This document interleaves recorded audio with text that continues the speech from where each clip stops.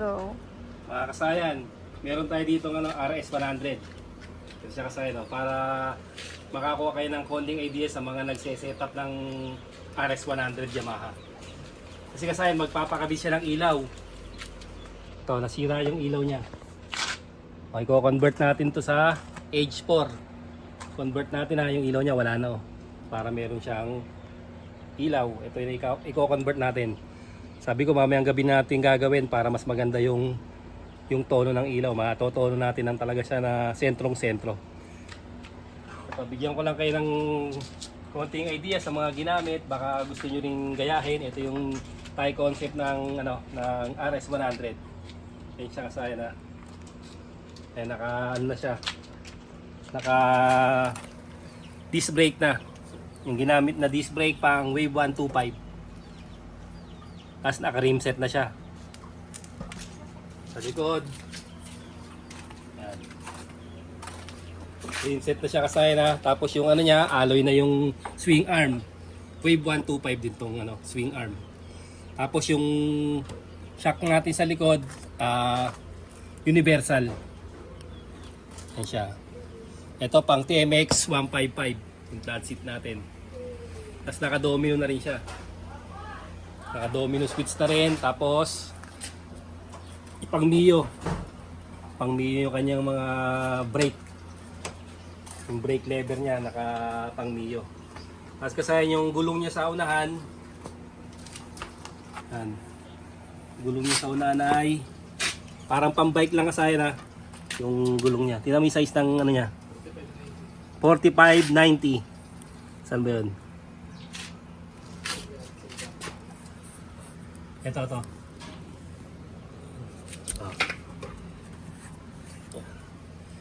4590. Beam 17 tayo ha. Sa likod. Yung likod natin 6080 naman yung likod natin. O yan.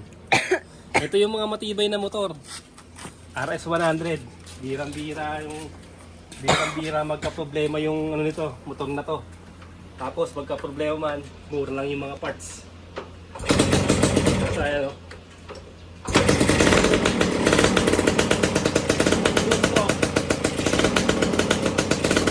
Modified na rin yung tambucho niya ha. Modified na rin yung tambucho niya kasi ayan Ayan yung ano niya. Ayan yung forma. Tapos nilagyan niya rito ng arrow. Kabila. Tapos ito yung pang retro yung natin ha. Ito pang ba tong side signal light. Pambarako. Ito pambarako tong ha. Yung signal light na ginamit.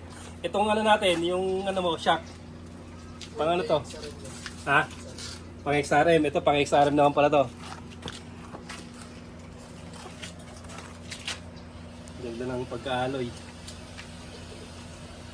RS100. Ito yung lagayan niya ng ng fluid sa kanyang disc brake.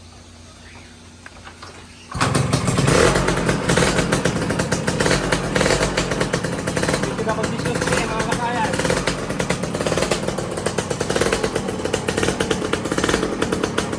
Pagkakamay niyo. Ikaw na ba tumira nito? Ito, ganda ng pagkakinis ng niya, pagkadali niya. Tapos ito yung mga sinauna kasayang pansinin niyo ha. Yung sa atin, mga plastic. Mga cover, ito yung mga sinaunang cover po. Bakal na rin siya. Ayan. Bakal na. Ayan yung lagay ng tuti. Ayan kasayan na para may makuha kayong butan mo. Para may makuha kayong idea na pwede nyo i-set up. Pang na RS100. Naka-tylo ka na, naka-retro ka pa. Double purpose. Naka-retro yung natin yung taillight natin. At naka-retro din yung ating headlight. Kombinasyon lang niya sa pang barako. Ayan siya kasayan. RS100. Mamayang gabi maglalagay tayo ng ilaw para sa mga para sa mga ano yung mga nasirang lagay ng ilaw, papakita natin sa inyo yung setup. Maglalagay lang tayo ng epoxy, yung pag-aloy natin epoxy steel para malagyan natin ng magandang ilaw. Hanggang dito na lang mga kasayan. Salamat sa panonood.